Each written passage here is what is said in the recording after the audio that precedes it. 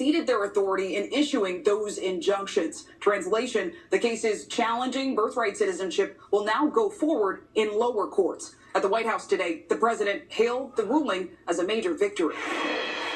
Thanks to this decision, we can now promptly file to proceed with these numerous policies and those that have been wrongly enjoined on a nationwide basis, including birthright citizenship, ending sanctuary city funding, suspending refugee resettlement, freezing unnecessary funding, stopping federal taxpayers from paying for transgender surgeries, and numerous other priorities of the American people.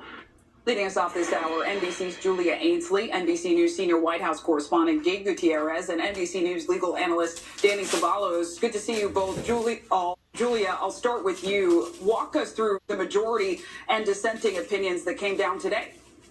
Yeah, so Justice Amy Coney Barrett wrote the opinion for the majority. Of course, this was split on ideological lines. She says that basically this is now a check on the court. She said the bottom line, the universal injunction was conspicuously non-existent for most of our nation's history because the universal injunction lacks a historical pedigree. It falls outside the bounds of a federal court's equitable authority.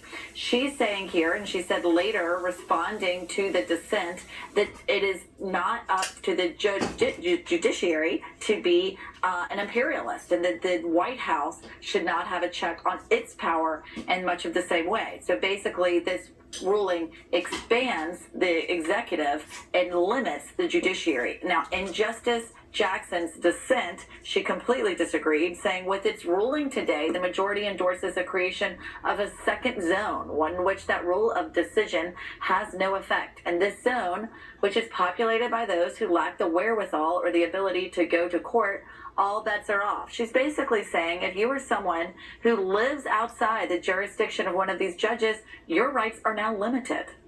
And Julia, we know in light of the president's executive order, multiple states' attorneys general challenged it. So where do many of those legal challenges go from here?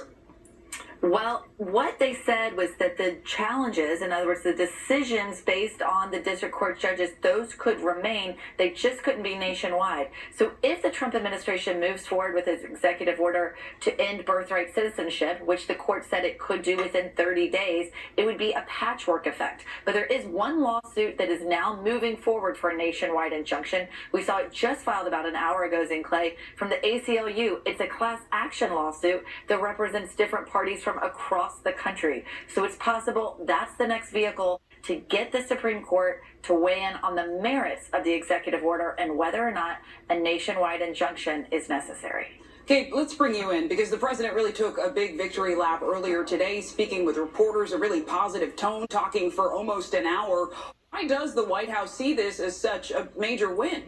Well, the Trump administration is thrilled by this ruling. The Attorney General, Pam Bondi, as well as the president himself today, speaking to reporters, as you said, for the better part of an hour, touting this as a major win for the administration. And look, St. Clay, the administration for the last couple of months has been complaining that lower court judges have been getting in the way of the Trump administration's agenda, an agenda that was voted on by the American people, and they have been slamming judges for what they see as unfavorable rulings on a host of issues, whether it comes to immigration, whether it comes, as you heard from the president there, for refugee resettlement, as well as freezing federal funding.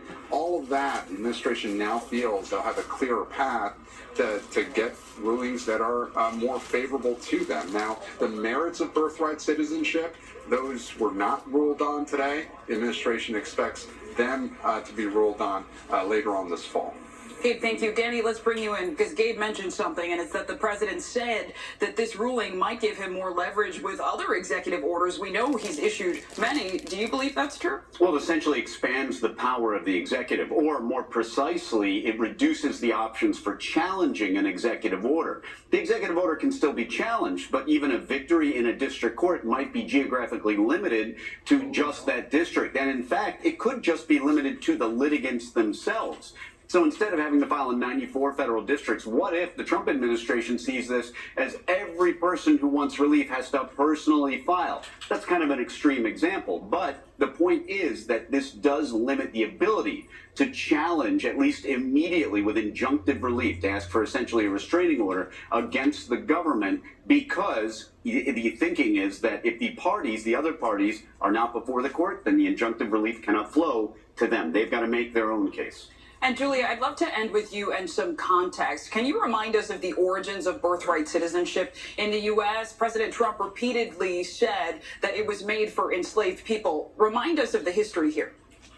Well, yes, the 14th Amendment says that anyone born in the United States and subject to the jurisdiction thereof is therefore a U.S. citizen. So this would apply to slaves who had children inside the boundaries of the United States, that they would also be U.S. citizens. But it's been used throughout our country's history, even though it was challenged in the 1800s, that it does stand up and that it would allow anyone born on this soil, whether or not they're born to an undocumented immigrant or someone who's even just in this country temporarily, to be able to say that their child is a U.S. citizen. There are a number of other countries around the world who also have birthright citizenship, and it's something that's been upheld by courts for over 100 years in Clay. All right, Julia Ainsley, Gabe Gutierrez, thank you both. And Danny, stay with us for this next one. Well, defense attorneys for Sean Diddy Combs are delivering their closing arguments.